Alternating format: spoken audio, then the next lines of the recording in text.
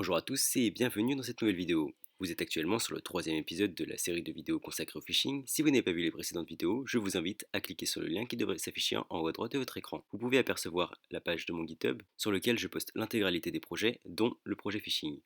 N'hésitez pas à faire un tour aussi sur ma page Instagram et à me poser des questions, j'y répondrai avec plaisir.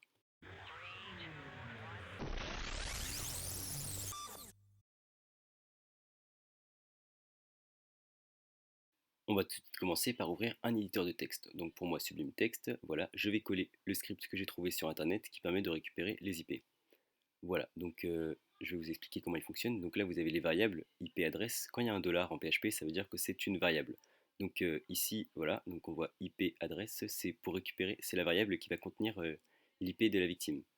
Ensuite, on voit user agent et browser qui permettent d'avoir des renseignements sur l'appareil de la victime. Ensuite, on va avoir fail. Donc là, c'est le nom du dossier dans lequel on va enregistrer justement l'adresse et les renseignements qu'on va obtenir. Voilà, donc on peut le nommer comme on veut, hein. Par exemple, si je veux le nommer info victime ou un truc comme ça, on peut toujours le faire. Ensuite, on a la variable victime. Donc là, c'est juste une variable dans laquelle on va pouvoir mettre juste quelque chose d'écrit. Donc par exemple, voici l'IP de la victime ou IP de points, voilà. On peut le remplacer par n'importe quoi, par exemple IP victime. Moi, je vais laisser IP. Ensuite, on a la variable fp, donc pour fopen fail. Donc là, ça va servir à fopen, c'est pour ouvrir le dossier. Donc on va ouvrir le dossier fail, donc ce qu'on a écrit en haut, là, vous voyez, là où on a mis ip.txt, c'est la variable fail. Donc on va ouvrir le dossier du même nom. Donc s'il n'y avait pas de dossier, il va créer un dossier de ce nom, ip.txt. Voilà. Donc ensuite, on a fwrite qui va permettre d'écrire.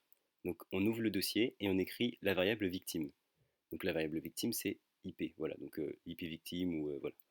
Bon, par exemple, je peux le changer et mettre IP victime et voilà, par exemple.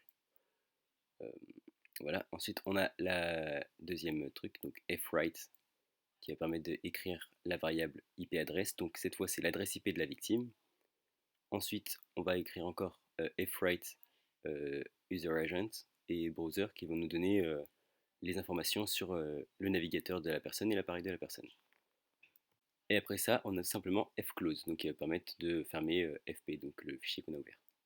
Donc voilà pour le script. Donc là, on va l'enregistrer, on va le mettre avec le reste des dossiers. Donc on va le mettre dans tuto.ph et on va l'enregistrer ici. Et on va lui mettre le nom de ip.php par exemple. Voilà, ça devrait être bon. Donc ip.php, hop, on sauvegarde. On ouvre un nouveau dossier, voilà, comme ceci. Et là, on va écrire un nouveau script en PHP. Donc là, on va faire le, le script qui va nous permettre d'ouvrir d'ouvrir ip.php avec la page Instagram. Donc je vais commencer par mettre un include pour mettre notre ip.php, voilà comme ceci. Ensuite, on met le point virgule. Ensuite, on met un header et on met la page instagram.html avec location, donc header location instagram.html. Voilà. On n'oublie pas de mettre le point virgule. Voilà, donc là, ça va générer une erreur avec header location. Donc on va tout de suite mettre un exit, voilà, comme ceci. Notez que je ne mets pas de fin pour la balise de PHP puisque ça sert à rien, puisqu'on n'a pas de code HTML dans notre code PHP. Ensuite, je vais ouvrir un nouveau dossier, un nouveau fichier, pardon, hop, et on va commencer à taper l'autre script qui va nous permettre de récupérer les mots de passe.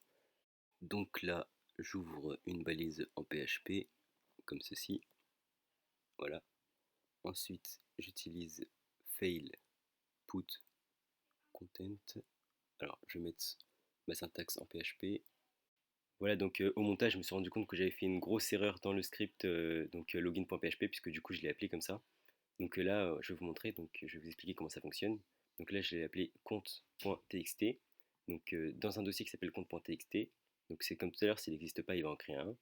Je vais écrire compte, et ensuite je vais stocker avec la variable post, le, le name, username qu'on avait mis dans le code HTML. Alors je vais vous montrer déjà d'où vient le post, puisque dans le script HTML, on avait utilisé voilà, méthode post. Voilà. Donc c'est pour ça qu'on utilise la constante post. Voilà, comme ceci. Ensuite, donc vous voyez, il y a username. Donc le username, c'est pareil. Ça vient du name username qui était aussi dans le script HTML. Hop, attendez, voilà. Donc il était ici. Voilà. Donc on avait name username. Voilà. Pareil pour le password, on avait mis name password, donc on écrira password avec post devant dans notre script en PHP. Voilà, donc là j'écris mot de passe, hop, j'écris post password, voilà. Ensuite on utilise header location pour rediriger la victime vers le lien que j'ai inscrit juste ici. Donc ça c'est le lien de ma page Instagram. Donc la victime elle va être redirigée automatiquement vers ma page Instagram après la connexion.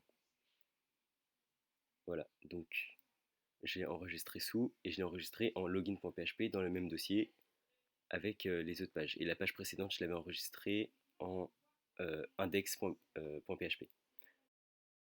Voilà, donc la vidéo touche déjà à sa fin. On se retrouve donc dimanche à 17h pour une nouvelle vidéo sur le phishing. D'ici là, hackers et script qui disent, portez-vous bien.